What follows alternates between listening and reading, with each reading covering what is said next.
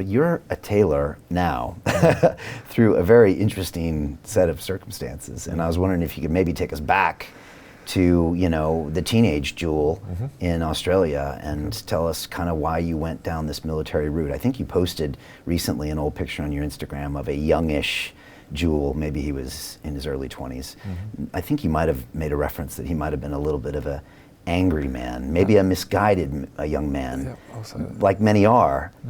Maybe you could take me back to that, Joule. Yeah, indeed. So single parent upbringing for the most part. You know, the sort of typical welfare raised, no real masculinity in the house, no real femininity in the house. The West is pretty lost in you know, in that front. And so there was always the search for what should I be, how should I use all this masculine energy? Now, alhamdulillah, with my son, he has his boxing, he has conversations with his dad. We are channeling his masculine energy in a healthy way.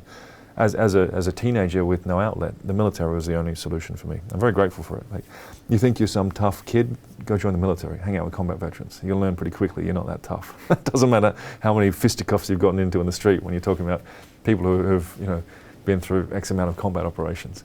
So that definitely grounded me. I remember when I was signing up, I was told that I had scored IQ high enough to be a fighter pilot. Why would I want to be an infantry soldier?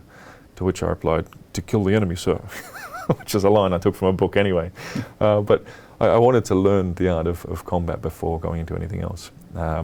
Did that, it was a great experience, physically very demanding, great brotherhood. You know, that struggle bonding with other men is real. So very grateful for that opportunity. People who say, yeah, thank you for your service. It's an honor, and it is a gift to a man's development to serve in a military. I don't think it's something people need to be thankful for personally. Although, obviously, a lot of people have given a lot more to that machine than I have. And I, in turn, am grateful for that. But pretty quickly, I was noticed as someone who had a talent for languages. So I spent, I think, 1.5 years of my life in language school, which was pretty cool. Tetum, which is the language of East Timor, then Farsi and Dari, which is Iran, Afghanistan, respectively. Taken into military intelligence, and from there into, we'll just say, the intelligence world more broadly. Dropped the uniform, spent more time, I've got to be careful what I talk about here, obviously. Spent a lot of time in the Middle East, and from there transitioned into the private security sector. And that's, I'll say, look, I was decent as a soldier. I think I was fairly good when it came to human intelligence, but the private security sector is where I really shine, because I do have a problem with authority. And also I like money. I like getting paid. So the private security sector was always the logical place that I'd end up in. 15 years, lived in Iran, Iraq, Syria, Saudi. Saw the first shots of the Yemen war with my own eyes. You know, a lot of good stories that came out of it, which typically I don't talk about, especially not with a bunch of cameras here. But happy to discuss what's reasonable and professional to discuss. And after a certain point of just seeing what I view as sort of the darker side of humanity, you spend a lot of time in conflict zones, you really do realize how evil humans are. I wanted to retire. Alhamdulillah, I had a very well-paid corporate job and a bunch of my own businesses, weapons and tactics training company, investigations company, security consultancy. They all became, you know, 7-figure businesses of their own right, which is great. And so I was like, okay, time to pull the trigger. What do? I don't believe in retirement. I'm sort of done with security work, and I've always liked tailoring. So I'd say, am I a tailor? I don't know. I'm a guy who likes hanging out and building wardrobes with his mates, building outfits. It's a very satisfying process, as I'm sure you'll appreciate. And so that's how I spend my days. A lot of focus on faith, family, and trying to back off on this constant focus, you know, I think all men like us have, which is get more money, get more money. I'm not beyond money, but I'm at the point now where there's, as I'm sure you can appreciate, diminishing return on solely focusing on money. I want to use my days in a more quality way than just getting that bag. That's the current focus. Which is an interesting evolution, because, you know, you're younger than most men who have that realization. You're early 40s, right? Correct, yeah. Well, I'd say a lot of men have that realization in 50s and 60s. True. I think I've taken a lot of chances, and I think I've attained a very solid financial independence earlier than I ever thought was possible, which helps. It's easy to not worry about money once you got money. Man, my whole life was don't have money, need to get money.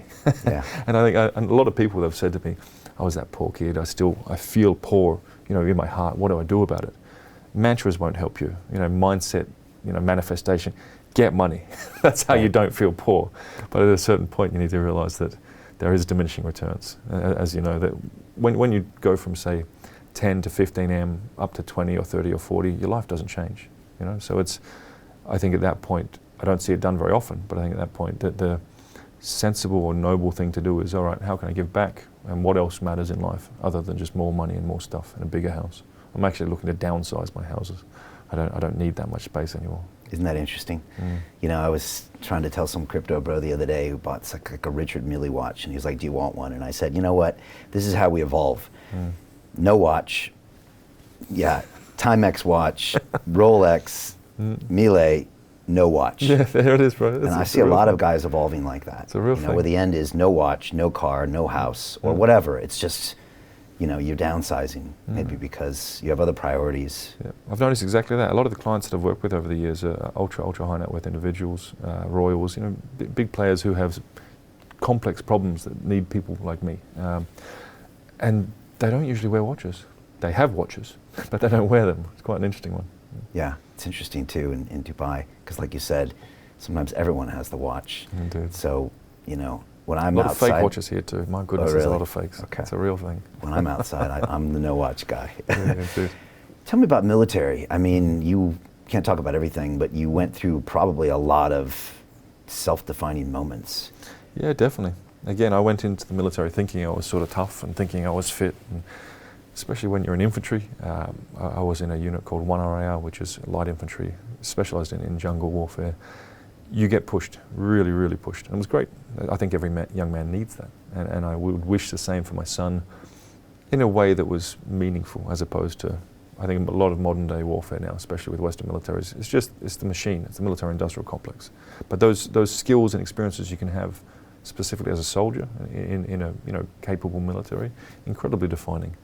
The brotherhood that you can experience is very real. A lot of veterans really lack that when they get out. They really lack that feeling of having their boys next to them.